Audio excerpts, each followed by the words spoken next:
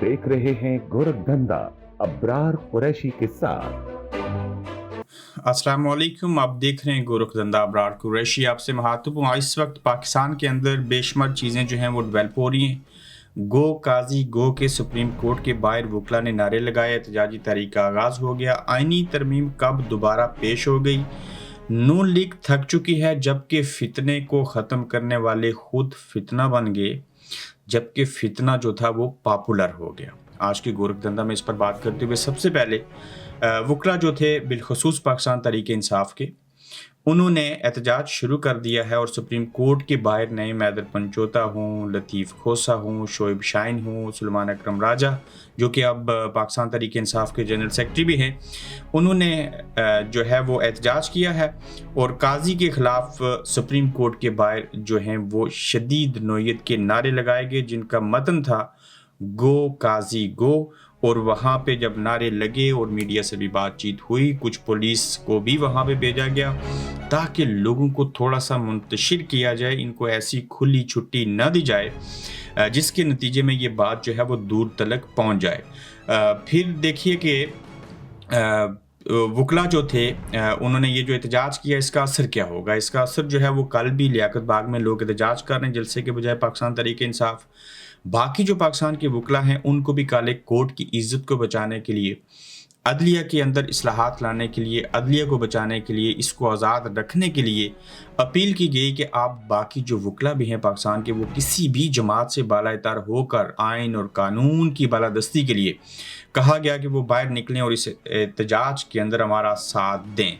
काजी साहब के खिलाफ जो एहतजाज हुआ सुप्रीम कोर्ट पर गैर आइनी तरमीम के जरिए हुकूमती अमला के खिलाफ वकला का सुप्रीम कोर्ट के सामने एहतजाजी मुजाहरा, अदलिया बचाओ मुल्क बचाओ, गो काजी गो, ये बदमाशी नहीं चलेगी के नारे वहाँ पे लगाए गए। अब कल का जो एहतजाज है, जो जलसे के बजाय एहतजाजी शक्ल इख्तियार कर गया बकौल इमरान खान साहब की कॉल के, और फिर जो मीडिया के ऊपर चीज़ें दिखाई गई हैं, अब देखना ये होगा पाकिस्तान तहरीक इंसाफ के वकला और प्लस पाकिस्तान तहरीक इंसाफ के चाहने वाले तो कल एहतजाज में आएंगे, किस हद तक आ सकेंगे, कहाँ से आएंगे, उनकी तादाद क्या होगी। एनओसी अगर नहीं मिल रहा, उसके बदले में एहतजाज किया जा रहा है कंपेयर टू जलसा करने के बजाय। फिर ये देखना होगा कि बाकी वकला जो हैं वो कब तक निकलेंगे, और काजी साहब को जाने के लिए भी जो है वो 28 से 29 दिन बाकी हैं, जिसमें से 19 दिन जो हैं वो काम करने वाले बाकी हैं। बाकी दिनों के अंदर वीकेंड है या दीगर छुट्टियां हैं। तो काजी साहब का जाना और काजी साहब का क़याम करना इन्हीं 3 हफ्तों के अंदर है और यहीं से चीज़ें डेवलप होंगी और फिर ये चीज़ें बढ़ते बढ़ते आगे की तरफ जाएंगी। पीटीआई ने एहतजाजी तहरीक का आगाज़ कर दिया है और कहते हैं कि हम कल तहरीक का आगाज़ रावलपिंडी से कर रहे हैं। ये एक नई तहरीक है जिसका आगाज़ होने जा रहा है। आप अपनी नस्लों के साथ इस तहरीक में शामिल हों। ये तहरीक पाकिस्तान और अदलिया के बचाव की तहरीक है। हम ये तहरीक मुल्क भर में लेकर जाएंगे। सुलेमान अकरम राजा जो हैं उन्होंने ये बात कही और इल्तिजा की अवाम से कि आप अपनी खातिर नहीं, इवन जो आपकी आने वाली नस्लें हैं, जो मौजूदा तीसरी चौथी नस्ल मौजूद है, उनके हकूक़ के तहफ़्फ़ुज़ के लिए मुल्क के अंदर आइन, जमहूरियत और अदल व इंसाफ के लिए बाहर निकलें और आ जाएं।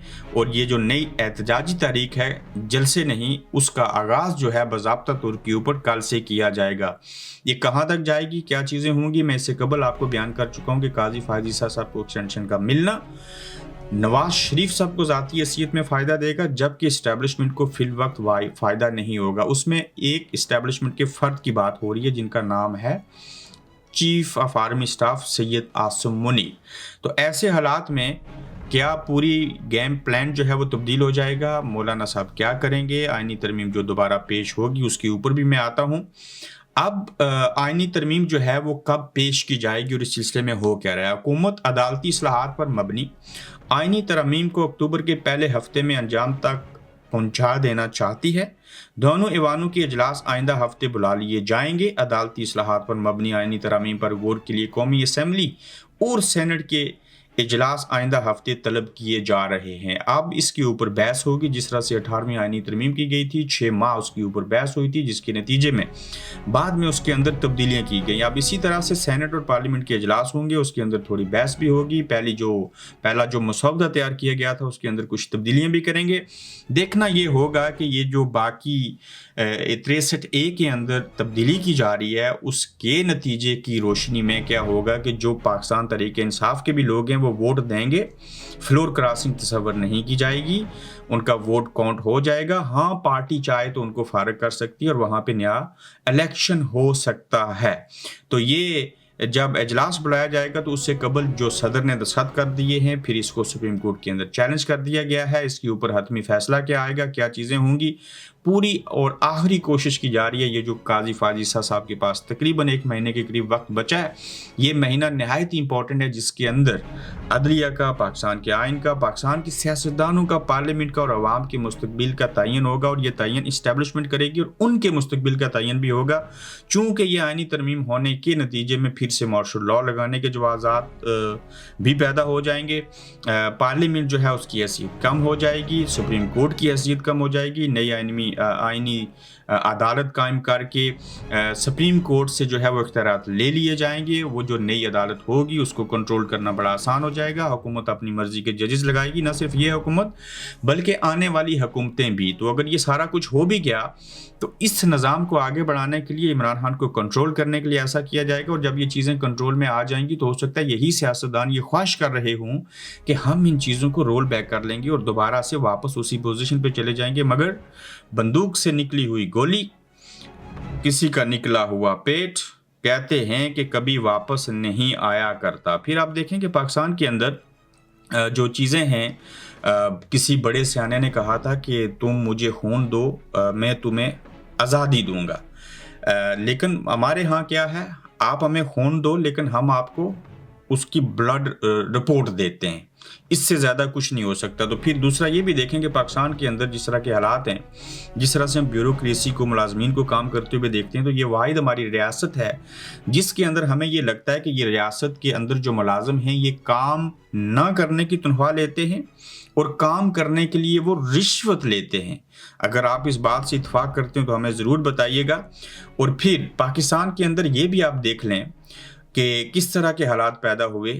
یہ ثابت ہوا عمران خان کی موجودگی میں کہ عوام کسی پارٹی کو فالو نہیں کرتے، عوام جو ہیں وہ لیڈر کو فالو کرتی ہے، اور فالو کرنا انہوں نے شروع کر دیا ہے۔ آپ دیکھیں، عوام عمران خان کی خاطر ہیں، اور عمران خان نے جس کو ٹکٹ دیا وہ جیت گیا۔ اب عوام کو جو حلقے کا MNA اور MPA ہے، وہ جو کینڈیڈیٹ ہیں، ان کے ساتھ غرض نہیں ہے، عوام کو لیڈر کے ساتھ غرض ہے، اور لیڈر کا نام ہے عمران خان۔ تو عوام لیڈر کو فالو کریں گی، وہ لیڈر جو کہے گا اسی کو دیکھا جائے گا۔ تو آپ ان MNAs کو خرید لیں، ٹوائلٹ پیشاب کے لیے نہ جانے دیں، آپ ان MNAs کو قید کر کے رکھیں، انہیں اغوا کر لیں، ان سے زبردستی ووٹ ڈلوا لیں، کچھ بھی کر لیں، آئینی ترمیم ہو جائے۔ لوگوں نے ان MNAs کو فالو نہیں کرنا، لوگوں نے لیڈر کو فالو کرنا ہے، اور لیڈر ان کو مل گیا ہے۔ جو خون مانگے گا آپ اس کی خاطر خون دیں گے تو آزادی دلوا کے دے گا۔ کچھ ایسے لیڈر بھی ماضی میں پیدا ہوئے جن کو آپ نے خون دیا، لیکن انہوں نے اس خون کی بلڈ رپورٹ اور ٹیسٹ رپورٹ دیا آپ کو۔ یہ بڑا منی خیز جملہ میں آپ کے سامنے رکھ رہا ہوں۔ اب دیکھیے کہ نون لیگ سے حکومت جو ہے وہ تھکے ہوئے، کہتے ہیں جس طرح سے خواجہ سرا ہوتے ہیں نا، اس طرح سے ڈانس کروا رہی ہے، یعنی کہ خواجہ سرا تھک چکے ہیں، ڈانس ہو رہا ہے۔ تو موجودہ حالات میں نون لیگ سے مزید حکومت کروانا تھکے ہوئے خسرے سے ڈانس کروانے کے مترادف ہے، اور واٹس ایپ گروپ میں نازیبا تبصرے پر گریڈ 18 کے ایک سرکاری افسر کو شوکاز نوٹس دیا گیا۔ یہ ایک سرکاری افسر نے کہا ہے کہ یہ جو نون لیگ کی حکومت ہے، اس سے کوئی کام کروانا ایسے ہی ہے جیسے کوئی تھکا ہوا خسرا جو ہے اس سے ڈانس کروا لیا جائے۔ معذرت، ایک بڑا عجیب لفظ ہے۔ واٹس ایپ گروپ میں نازیبا تبصرہ کرنے پر سیکرٹری اسپیشل ایجوکیشن حکومت پنجاب نے ضلع ساہیوال میں تعینات گریڈ 18 کے ایک سرکاری افسر کو شوکاز نوٹس جاری کر دیا ہے، اور 7 روز میں تحریری جواب جمع کرانے کا حکم، وگرنہ محکمانہ کارروائی کی جا سکتی ہے۔ چونکہ صاحب جو ہیں انہوں نے سچ بولا ہے۔ پھر دیکھیے کہ میاں نواز شریف صاحب آئے تھے امید پاکستان بن کے۔ میاں صاحب یہ سمجھتے تھے کہ عمران خان صاحب جو ہیں وہ ایک فتنہ ہے اور محض فتنہ ہے، اور اس فتنے کو جو ہے ہم نے ختم کرنا ہے۔ تو جب یہ ساری چیزیں ہو رہی تھی تو شاہد حقان عباسی نے کہا کہ میں لندن گیا اور میاں صاحب کے پاس جا کر ان کو مشورہ دیا تھا کہ آپ سینئر سیاستدان ہیں، ملکی حالات کا یہ تقاضا ہے کہ آپ آئیں پاکستان اور عمران خان سمیت سب کو اکٹھا بٹھائیں، لیکن میاں صاحب نے مجھے آگے سے جواب دیا کہ عمران خان فتنہ ہے اور اس فتنے کا خاتمہ ضروری ہے۔ یہ مفتاح اسماعیل صاحب نے اس بات کا انکشاف کیا۔ تو میاں صاحب جس کو آپ فتنہ سمجھتے تھے وہ لیڈر بن گیا، فتنہ ختم کرتے کرتے خود فتنہ بن گئے۔ آپ نے جمہوریت کو بحال کرنا تھا، آپ جمہوریت کے اوپر، آئین کے اوپر شب خون مارنے والے بن گئے۔ آپ نے ووٹ کو عزت دلوانی تھی، آپ نے ووٹ کو عزت دلوانے کے بجائے اسے بے عزت کیا، فارم 45 کو سے انکاری ہو کے فارم 47 کو قبول کر کے۔ پھر آپ کی اپنی سیٹ جو تھی وہ مشکوک قرار دے دی گئی۔ یہ ساری چیزیں جب ہو گئیں تو پھر آپ دیکھیں کہ میاں صاحب اب آپ علاج کے اصول کے لیے جو ہیں وہ لندن آنا چاہ رہے ہیں، جبکہ پورے پنجاب کے اندر بینرز لگے ہیں صحت مند پنجاب۔ مریم صاحبہ کا فوٹو ہے، آپ کا فوٹو ہے، کون سا صحت مند پنجاب ہے جس کے اندر آپ کا اپنا علاج نہیں ہو سکتا؟ تو یہ ساری صورتحال ہے، کہا کچھ اور جاتا ہے ہوتا کچھ اور ہے۔ تو دیکھتے ہیں کل کا، آج کا تو احتجاج ہو گیا کسی حد تک، آگے چل کے کل جو احتجاج ہوگا اس میں کتنے لوگ آئیں گے، کس حد تک آئیں گے، کیا کہیں گے، تعداد کیا ہوگی، آنے دیا جائے گا یا کہ نہیں۔ لیکن کل کا احتجاج بہت ضروری ہے۔ اگر شروع سے ہی یہ احتجاج کلیپس کر گیا، اس طرح سے نہ ہو سکا، تو پاکستان تحریک انصاف کے لیے نہیں، یہ ملک قوم کے لیے مشکلات کھڑی ہوں گی۔ اپنا خیال رکھیے گا، فیڈ بیک ضرور دیجیے گا، یوٹیوب چینل کو سبسکرائب کیجیے، تو جلد انشاءاللہ پھر آپ سے دوبارہ ملاقات ہوگی۔ آپ دیکھ رہے ہیں گورکھ دھندا ابرار قریشی کے ساتھ۔